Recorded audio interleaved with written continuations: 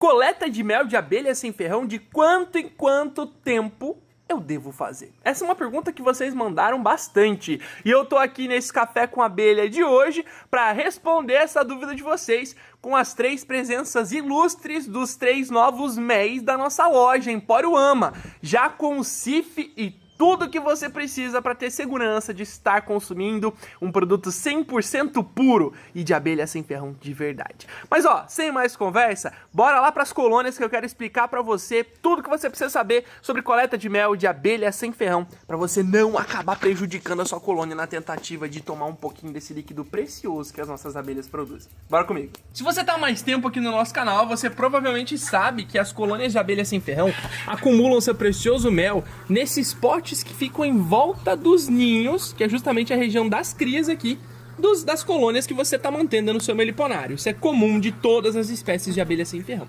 E muitas pessoas perguntam, principalmente quando iniciam a criação, quando é o momento de coletar mel dessas abelhas. E a primeira coisa importante que você tem que saber sobre isso é que existe um período específico que a gente destina todas as coletas que a gente faz com as nossas colônias. Eu sempre aconselho os nossos alunos sobre esse período, que é justamente o período que a gente está agora, período de primavera e verão. Por quê? Porque nesse período em que as colônias de abelha sem ferrão estão conseguindo coletar a maior quantidade de recursos, porque as flores estão sendo disponibilizadas pelas plantas no seu período reprodutivo. Então tá entrando muito néctar, entra muito pólen nas colônias. E isso aumenta o estoque interno, que são esses potes que ficam aqui nas colônias de abelha sem ferrão.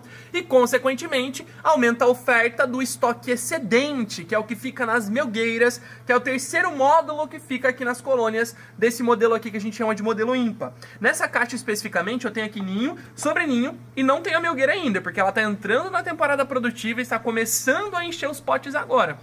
Quando ela terminar de encher esses potes do sobreninho, eu vou colocar aqui uma melgueira e ela vai começar a preencher essa melgueira com alimento. É somente o da melgueira que eu posso remover.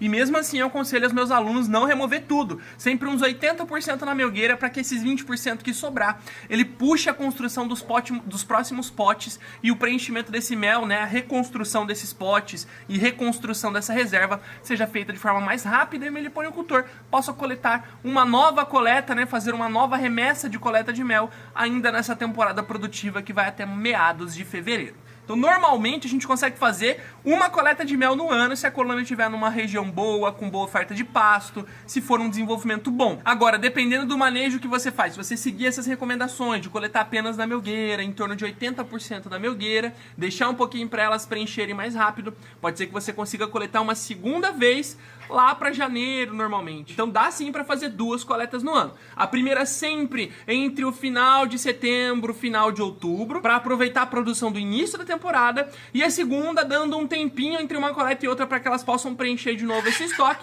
coletando lá pro fim, do meio pro fim de janeiro aproximadamente. Isso tudo se a colônia estiver apta para coleta. Afinal, pode ser que mesmo numa temporada produtiva, se a sua colônia não estiver com bom desenvolvimento, não tenha um bom genótipo, ou se a sua região não tem boa oferta de pasto, ela não consiga chegar nas características que a gente avalia para poder fazer uma coleta de mel. Quais são essas características? Você vai chegar na sua colônia, principalmente na melgueira, e vai avaliar qual que é a quantidade de potes que estão fechados, quantidade de potes que estão abertos sendo consumidos, que é esse daqui, e quantidade de potes que estão sendo fermentados, que é esse que fica com uma abertura bem pequenininha.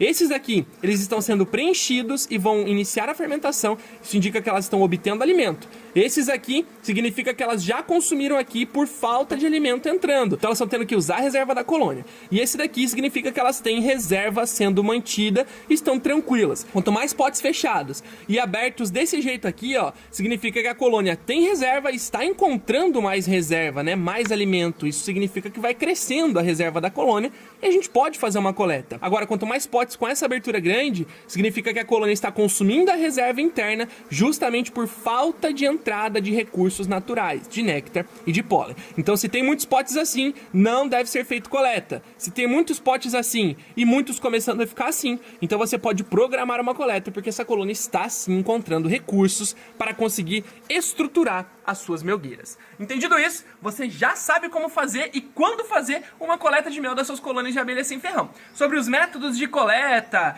como tombamento, coleta por seringa, coleta por sucção, isso pode ficar para um próximo Café com Abelha. Caso vocês queiram aprender sobre isso, é só deixar a sugestão aqui nos comentários que a gente vai ficar de olho. E aí, gostou desse vídeo? Se você quiser iniciar a sua própria criação de abelha sem ferrão com total segurança e os melhores resultados, faz o seguinte, clica no link que está na descrição ou nos comentários desse vídeo que eu tenho uma surpresa para você. Clica aí que eu e as suas futuras abelhas sem ferrão estamos te esperando. Grande abraço e até lá!